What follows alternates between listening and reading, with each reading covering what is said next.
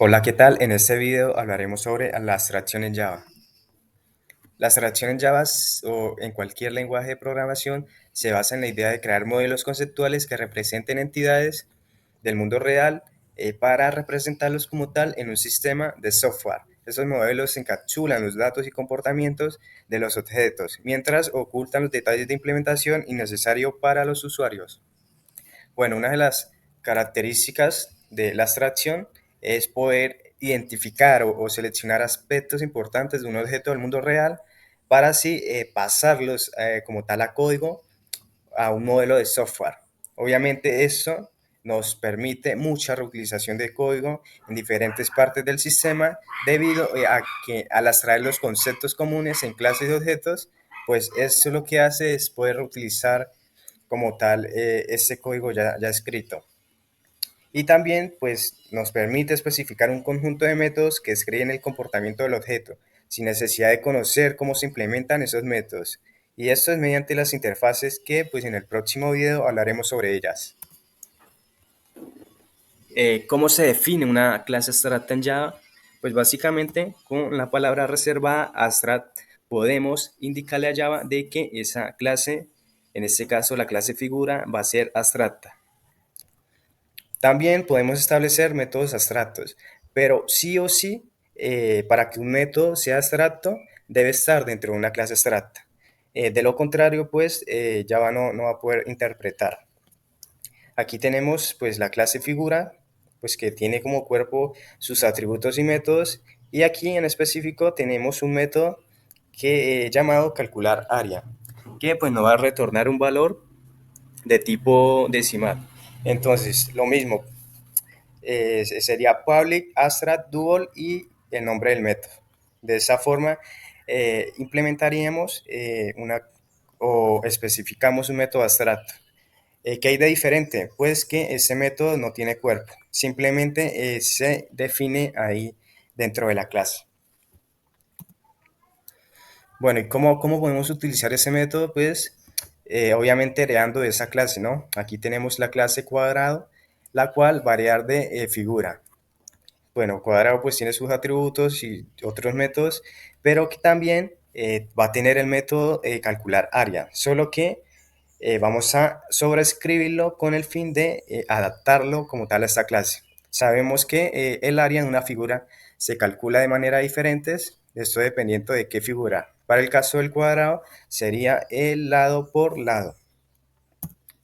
Bueno, en cambio, en la clase círculo, pues sabemos que para calcular el área en cuadrado sería por pi por radio al cuadrado. Entonces, de esa forma, calcularíamos el área para esa figura en específica que sería el círculo. Entonces, eso es como la finalidad de la abstracción, poder identificar comportamientos o aspectos relevantes que podamos utilizar en otras clases. Es como algo muy genérico.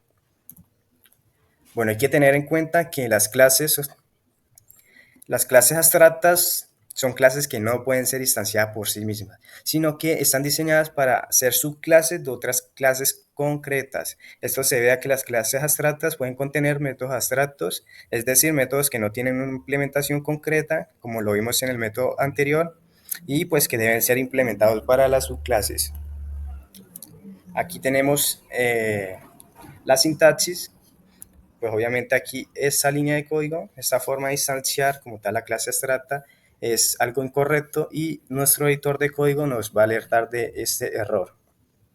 Pero para el caso de círculo, es decir, sus subclases, sí podemos instanciar objetos a partir de esa clase base. Bueno, y para aplicar todo lo que aprendimos, pues vamos a hacer esta práctica que pues nos dice que siguiendo con el ejemplo anterior, pues de la clase vehículo y sus subclases, motocicleta y camión, que habíamos venido trabajando, debemos definir un método abstracto en la clase base, que es vehículo, llamada calcular el impuesto. Desde luego, ajustándolo para cada subclase, ya que la motocicleta paga impuesto en base a su cilindraje y el camión en base a su capacidad de carga. Obviamente eso me lo inventé, eso no es como un ejemplo real. Esos son los requerimientos. Si la motocicleta tiene un cilindraje menor a 150 pues no paga nada. Si está entre 150 y 250, debe pagar un impuesto de 324.000 pesos. Y si es mayor a 250, pues deberá pagar un valor de 787.245. Para el caso del camión, pues si tiene una capacidad de carga menor a 2.500 kilogramos, no deberá pagar. Si está entre 2.500 y 6.000 kilogramos, deberá pagar 432.290 pesos. Y pues si es mayor a 6.000 kilogramos, deberá pagar un poquito más alto, que sería el 879.120 pesos. Entonces vamos a nuestro editor de código de preferencia. En mi caso será NetBeans.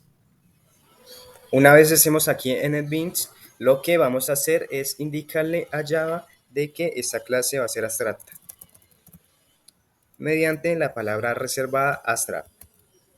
Con esto ya estaríamos indicándole a Java de que la clase vehículo, la cual pues contiene sus atributos, sus constructores y métodos de acceso, va a ser una clase abstracta para sus subclases como tal. Bueno, una vez indiquemos de que esta clase sea abstracta, vamos a crear el método abstracto que va a ser público. Recordemos, abstracto nos va a devolver un valor decimal y se va a llamar calcular impuesto. No vamos a recibir parámetros o a definir parámetros y terminamos con el punto y coma, porque recordemos de que los métodos abstractos no tienen cuerpo, simplemente se definen y nada más. Listo, una vez creemos ese método, aquí nuestro editor de código, en este caso NetBeans, me dice que debo implementar todos los métodos abstractos de esa clase. Entonces automáticamente él me reescribe ese método y pues lógicamente debo ajustarlo para cada clase. Entonces mientras tanto vamos a retornar 0 y para la clase camión igualmente. Entonces sabemos que el impuesto de la motocicleta se calcula a partir de su cilindraje y el del camión a partir de su capacidad de carga. Entonces, los requerimientos decían de que si el cilindraje era o estaba entre 150 y 250,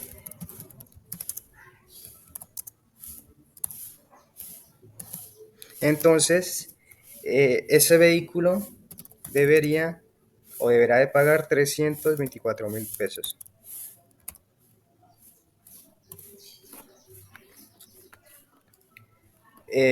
Bueno, si no, es decir, si es mayor cilindraje,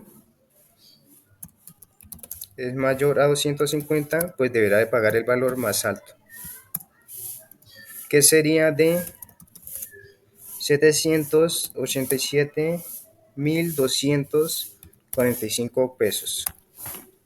Aplicamos un formato aquí, una indentación, perdón, y ya tendríamos como tal el ejercicio resuelto. Entonces, ¿qué hicimos? Lo que hacemos es evaluar de que si el cilindraje está entre el rango de 150 y 250, pues lo que hacemos es retornar el valor de 324.000. Si esa condición no se cumple, pues evaluamos esta otra, que lo que hace es evaluar de que si el cilindraje es mayor a 250, pues deberá de pagar el valor más alto, que sería de 787.245, y si ninguna de estas condiciones se cumple es porque el cilindraje es menor a 150. Entonces vamos ahora a ajustarlo para el camión, en donde decía de que si la capacidad de carga estaba entre 2.500 kilogramos y 6.000, menor o igual a 6.000, porque se debe incluir, entonces deberá pagar un valor de 432.290. Si esa condición no se cumple, pues deberá de evaluar esta otra que dice que si la capacidad es mayor a 6.000, pues deberá de pagar el valor más alto, que sería de, retornamos aquí el valor de 879.120 pesos. De lo contrario, pues simplemente no deberá de pagar, debido a que pues no se estaría cumpliendo ninguna de estas condiciones. Entonces, ya tendríamos como tal los métodos. Ahora solamente quedaría crear los objetos para probar en este método main que tenemos. Entonces, creamos los objetos y quiero mostrarles de que al tratar de instanciar como tal un objeto a partir de la clase vehículo, pues nos va a generar error. ¿Qué nos dice el editor de código? En este caso NetBeans nos dice de que vehículo es abstracto y no puede ser instanciado.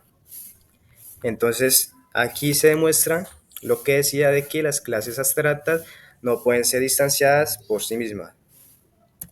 Entonces comentamos esa línea de código, era para demostrar de que lo que decía era real.